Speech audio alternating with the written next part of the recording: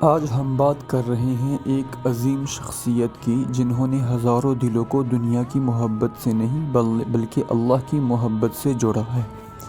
حضرت پیر ذوالفقار احمد نقشبندی پاکستان کے سب سے جلیل القدر علماء اور روحانی رہنماؤں میں سے ہیں۔ انہوں نے اپنی زندگی لوگوں کو نفس کی پاکیزگی اور ہمارے محبوب نبی صلی اللہ علیہ وسلم کی سنت کے مطابق زندگی گزارنے کی تعلیم دینے میں گزاری۔ ان کی خاص پہچان یہ تھی کہ وہ دل کی صفائی، تکبر سے نجات اور اللہ سے حقیقی محبت کو فروغ دینے پر توجہ دیتے تھے۔